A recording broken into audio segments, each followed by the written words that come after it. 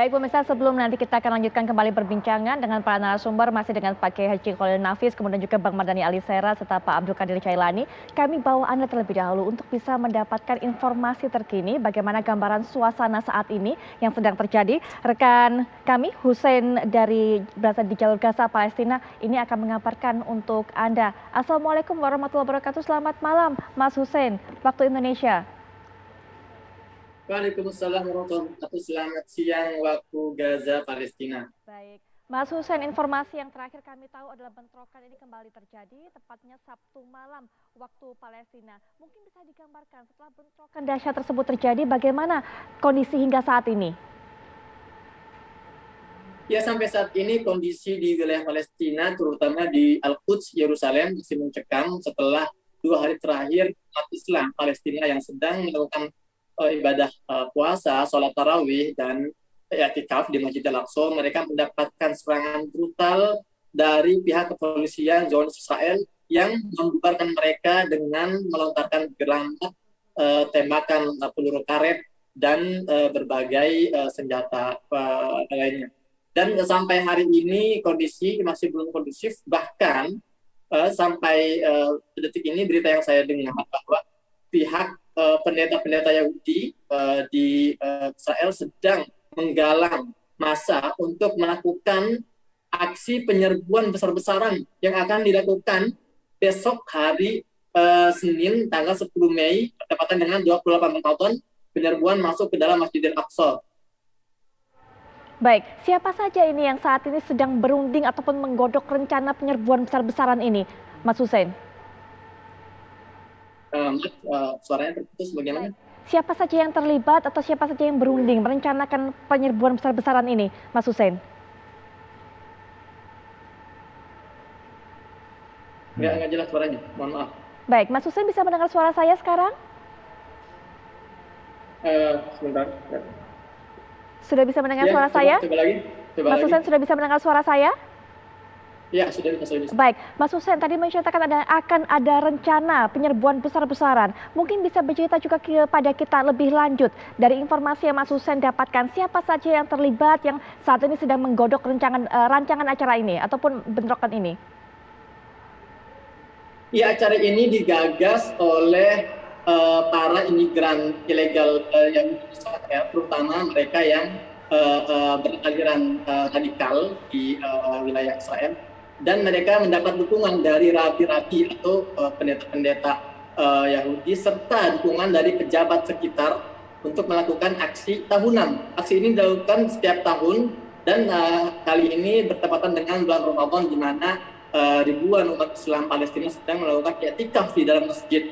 Dan tentu ini dikhawatirkan akan menyebabkan terjadinya clash atau pecahnya bentrokan yang lebih besar dari yang sebelumnya. Dan kita sudah tahu bahwa dalam 2 bentrokan terakhir, 2 hari terakhir ini, setidaknya lebih dari 290 warga Palestina terluka, diantaranya anak-anak dan wanita. Dan kalau penyerbuan besok benar-benar terjadi, maka dikhawatirkan korban luka akan semakin bertambah.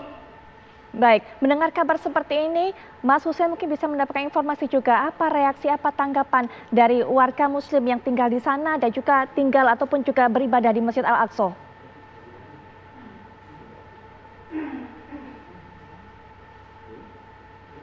Mas Hussein bisa mendengar suara saya? Ya, tanggapan dari warga Palestina tentu mereka marah, ya, warga Palestina di sekitar Masjid Al-Aqsa.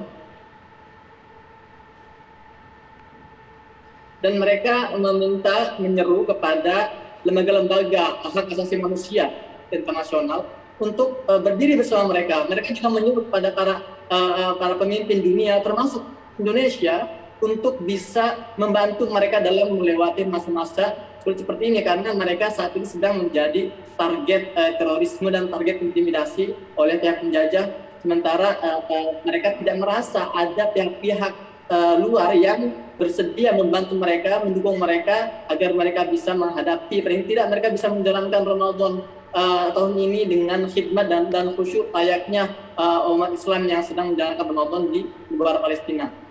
Baik, Pak Abdul Qadir, tadi sudah dapat kita informasi terbaru mengenai apa yang sedang direncanakan oleh warga Israel di sana terhadap umat Muslim yang saat ini berada di Palestina, termasuk juga yang ada di Masjid Al-Aqsa, Pak Abdul Qadir. Tadi sudah dijelaskan juga harapan dari warga yang ada di Masjid Al-Aqsa ini untuk bisa mengetuk hati dan juga mendapatkan dukungan dari para pemimpin, dari tokoh-tokoh negara-negara lain, termasuk Indonesia. Ada komentar mengenai hal ini? Ya, terima kasih. Memang seperti saya katakan tadi itu bahwa situasi saat ini di Yerusalem memang semakin mencekam dan kami sepakat bahwa situasi ini akan cenderung eskalasi ketegangan dan kami sangat mengkhawatirkan hal ini akan dapat menimbulkan gangguan dari politik dan keamanan di kawasan. Oleh karenanya itu Indonesia bersama negara-negara lain terus mengumandangkan pentingnya segera untuk upaya untuk deeskalasi, berusaha mendinginkan suasana, dan kita juga berusaha untuk melalui segala cara dan melalui segala forum termasuk upaya untuk membahas masalah ini di Dewan Keamanan PBB, walaupun saat ini Indonesia tidak lagi menjadi anggota Dewan Keamanan PBB karena persoalan masalah ini adalah merupakan ancaman terhadap keamanan internasional dan satu-satunya forum yang paling berwenang untuk menangani masalah ini adalah Dewan Keamanan PBB. Oleh karena itu Indonesia selalu mendukung upaya ini untuk membahas masalah ini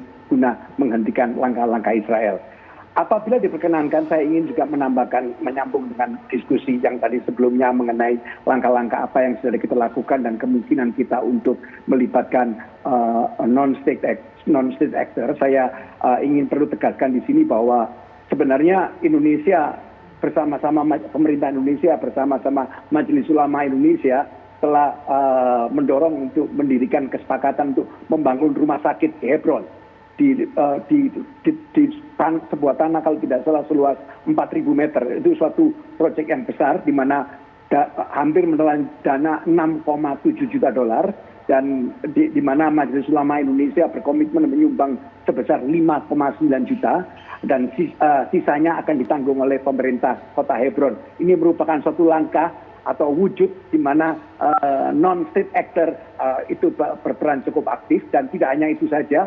Kerjasama antara Palang Merah Indonesia dan Bulan Sabit Merah itu juga cukup intensif dan yang paling terakhir adalah komitmen pemerintah Indonesia untuk bekerjasama dengan United Nations Relief and Works Agency for Palestine Refugee dengan menyalurkan dana $2,7 juta untuk pengungsi Palestina. Itu beberapa contoh di mana tindakan yang pernah kita lakukan. Baik, Pak Abdul Qadir. Baik, mungkin Mbak Mardhani juga bisa berikan tanggapan sekaligus menutup juga perbincangan ini. Apalagi tadi sudah mendengar bahwa adanya penyerbuan yang akan berencana besar-besaran tentunya. Ya, makasih Putri, makasih Pak Abdul Qadir Jailani dan lain-lain. Saya coba masuk satu saja, mengajak semua pihak, ayo kita harus melawan Zionis Israel. Dan kadang-kadang melalui teknologi itu efektif ya. Kemarin Israel bisa sangat efektif men-shutdown reaktor nuklirnya Iran karena punya kemampuan. Edward Snowden bisa melakukan Wikileaks yang membuat satu orang dapat membuat perubahan yang signifikan. Kalau ada warga Indonesia, warga dunia yang punya nurani kuat, ayo kita lawan Israel dengan melumpuhkan teknologinya, dengan perang yang bukan perang tradisional, tapi perang melalui internet yang cyber attack, yang itu mudah-mudahan akan melemahkan Israel. Karena saya melihat memang semua pihak harus terlibat untuk membela Palestina ini, dan semua medan harus kita tempuh agar hak-hak rakyat Palestina, dan bukan cuma yang Muslim ya, banyak juga yang bukan Islam yang dizalimi, yang dirampas oleh pemerintahan Zionis Israel. Begitu. Baik, Pak Kiai, mungkin bagaimana tadi mendengarkan apa yang dikabarkan oleh Mas Husein? Ya, memang besok itu penentuan ya, ada sidang di Mahkamah Agung di Israel untuk komplek di Sheikh Al-Jarrah itu. Sehingga mereka sudah melakukan gerakan intimidasi lebih dulu kepada masyarakat. Mulai kemarin masyarakat juga merasa kalau ini Sheikh Al-Jarrah akan diambil, maka akan meluas tanah sejengkal demi sejengkal Palestina dikuasai oleh Israel. Oleh karena itu, kalau tadi disampaikan MUI dengan secara kemasyarakatan sipil kita melakukan kerjasama untuk bagaimana bisa membantu pada mereka itu.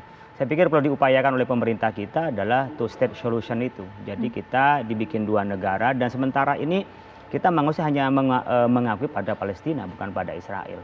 Dan tentunya ini hanya kemanusiaan, belum menyelesaikan politiknya. Politiknya harus dilakukan oleh pemerintah. Baik, kita masih akan lanjutkan dialog ini sampai satu segmen lagi, segmen terakhir tentunya. Nanti kita akan juga minta komentar dari Pak Abdul Qadir Jailani mengenai masukan tadi yang disampaikan juga oleh Bang Mardhani mengenai kita harus bisa melumpuhkan teknologi dari Israel dengan perang teknologi ini, termasuk juga nanti kita akan dengarkan kabar terakhir dari Mas Hussein. Tapi sesaat lagi kami segera kembali.